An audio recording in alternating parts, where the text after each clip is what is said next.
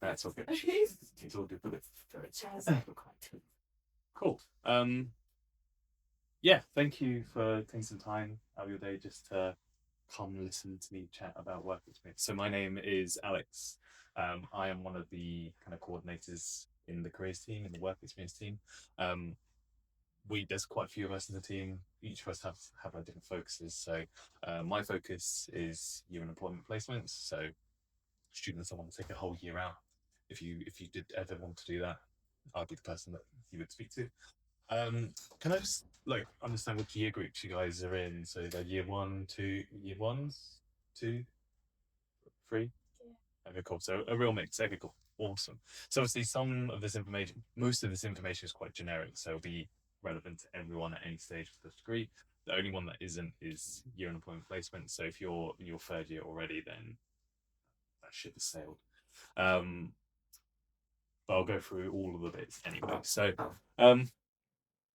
cool. So just a little bit of an overall about work experience opportunities. So the reason why we have them obviously gives you the chance to gain actual like hands-on experience,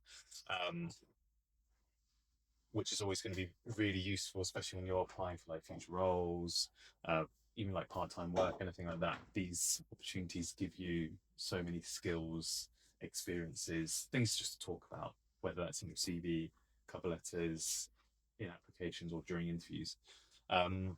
You'll develop essential employability skills. So, like I said, when I mentioned transferable skills, those are kind of the kind of like essentially the key things that you kind of want to gain from anything that you do.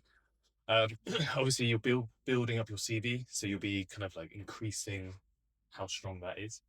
The more work experience that you do, building a professional network as well. So obviously, you'll be building relationships with either colleagues, supervisors, managers, other interns, potentially other placement students, depending on what kind of program you engage with.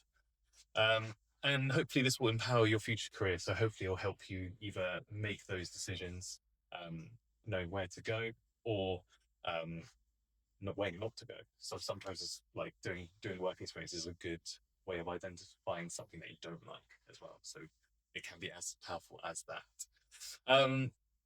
So I'm going to talk through the 4 different work experience opportunities that we run internally at the University of Southampton. So Student Innovation Projects, the Student Innovation Challenge, UOS internships, and then year in employment placement. So I'll go through all the different stages. Please feel free to pop your hand up at any time if you have a question. Feel free to interrupt me at any point. I'm just going to play a quick video, just kind of does a little overview of all the programs with a little bit of student perspective in there as well from many of our students who've actually done some of our programs. So hopefully this is loud enough. What can work experience do for you at the University of Southampton? So I'm applying mathematical methods to scientific data and seeing real results in my research internship. Oh, that's interesting. As a business analyst intern at Carnival UK, I was a project lead and collaborated with different departments. My student innovation project built my communication and team building skills, which gave me a real start to medical school.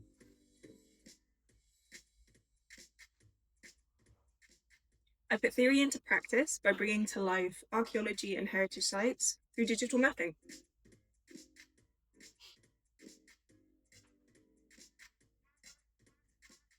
A UOS internship has given me the confidence to explore a career path outside my degree.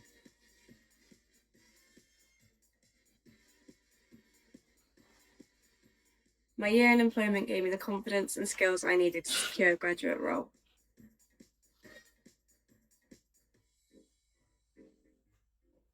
What began as a student innovation project became my stepping stone to a social media internship with Couscous.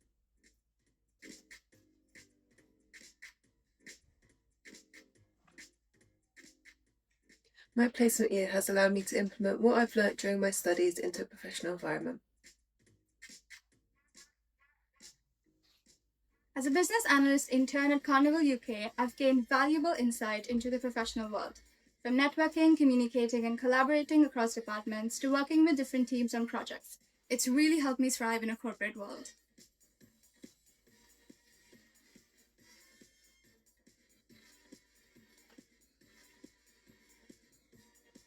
I wonder what it could lead to. Well, turns out it was my fast track to a career.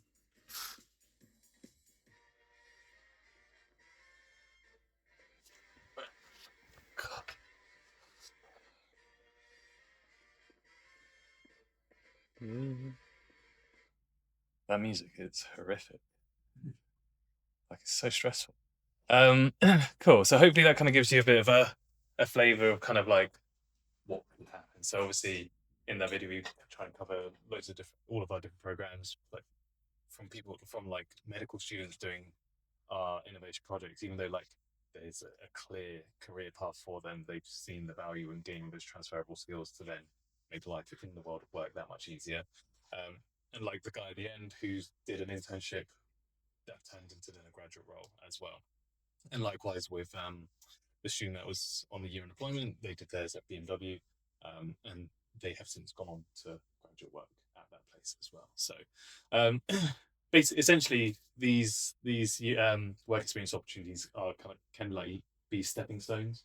I like to see them as stepping stones to either further work experience, maybe a innovation project could lead into an internship like one of the other students mentioned.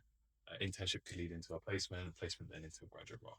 So hopefully you'll see the benefits of that, and I'll talk through all of the different work experience programs now, just to run through what each of them mean. So the first one I'll talk about is our UOS internships program. Has anyone heard of our internship program at all before? Just out of interest. One nod. That's okay. One is good out of 5. Cool. So it's like any other internship program, essentially. However, it's run completely within the career service. So essentially where you might look at internship schemes with like some big companies, like if you want to go into like say like just finance or into the energy sector, they might be like EDF has like internship scheme, or PwC if you want to go into consultant. Those are open to every single student that exists in the UK, and potentially even abroad. Whereas our UOS internship program is only for you guys. So it's only for current University of Southampton students or those that have graduated within a kind of calendar year. So within 365 days since their graduation date. So kind of like one of the key benefits of that is that it's a lot easier to get. So obviously you still have to make sure your application's good, CV's looking good with all the experience that you already have. But essentially the application pool is a lot smaller, where typically we'll be going up against hundreds of applications. You may be only going up against like 15, 20 other students. So your chances of securing a UOS internship is far higher than you would in an external one.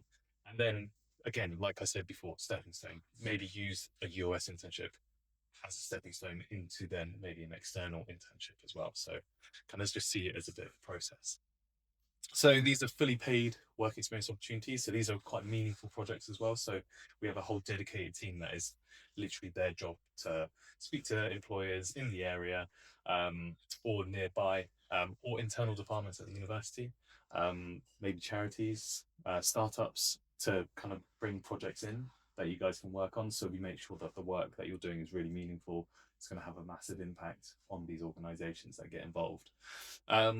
You get paid quite a decent rate, so I think it's above the national living wage, and then you get a little bit extra as well because you get your kind of annual leave allowance paid on top of that. So you get quite a good, nice kind of hourly rate compared to maybe like a part-time job.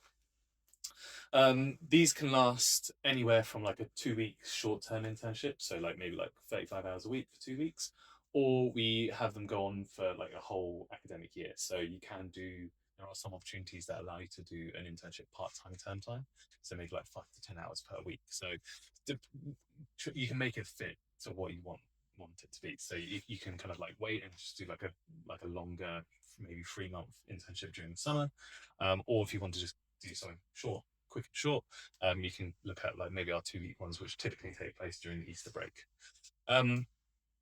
New roles are advertised throughout the year, so there's no kind of like set date when they come in. It's just literally when our team has a conversation with an employer, of all the checks to be made, we're happy with the job description, then it goes live. So at the end, there'll be like a little QR code where you can register your interest with any of our working experience programs.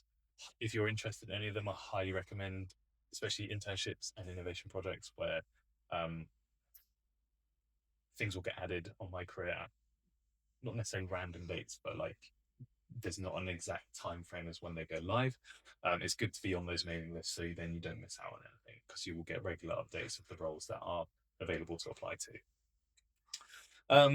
So typically what we see like at this moment in time, like there's maybe like 10 to 12 different roles that are available, but the closer we get to summer, especially through like close to Christmas into the new year, that's when we see more and more roles, internships being added that you can apply to, and there'll be a variety of different things. So it might be something that you might just want to get a bit of experience in, sometimes just working in a team or working on like a little project. Then like these roles, unless it specifies that you have to be from a certain degree, are kind of open to everyone. So you can kind of build those skills, try different things. So other benefits, kind of like I've gone through quite a few of these already. So like obviously you mentioned project based, can be flexible to fit kind of your schedules as well. As I mentioned, exclusive, only available for you guys here at the University of Southampton. Decent pay, hourly pay, but obviously most importantly, again, lots of excellent employability skills. So you'll have so much to then talk about moving forward once you do your internship. And who can apply? So literally all of you guys can apply. Even once you graduate, like I said, up to a year after your graduation date, these opportunities are still open to you. So if you're in the area, or maybe sometimes the roles can be completed remotely as well, so you can look at doing them that way. So like I said, just keep an eye out on my career. That's where all of them will be advertised. It's a very simple application process. So we just ask for a CV. We kind of ask why you're applying for the role. Like, okay, what is it that interests you about the role? So kind of like talk about your motivations, like desires, show a bit of hunger, and then what skills you can bring. So talk about the things that you've done in the past, whether it's your part of societies, whether you're part of this ambassador scheme as well. That's obviously you've got some key skills from that, or part-time work, anything that you can speak about. But when you are talking in that section, make sure you evidence everything. So give clear examples of like where you worked well in the team, communicated, created something. Make sure you are evidencing that. And that advice kind of goes for literally any of these programs that you're applying to. Make sure you evidence, but also make sure you show a desire, enthusiasm, hunger. Those are the kind of like two things that lots of employers are looking for throughout any kind of work experience application process. Those are kind of two key things. Just one caveat with internships. So you can apply for as many internships as you like, but you can only complete one per academic year. So from essentially see the year from the 1st of August to the 31st of July. In that you can apply for as many as you want, but during that time you're allowed to complete one. Saying that, no one's going to check. So if you see another one, just pretend like I didn't say that. But it's recorded, so it's fine. I'll get in trouble. It's all good.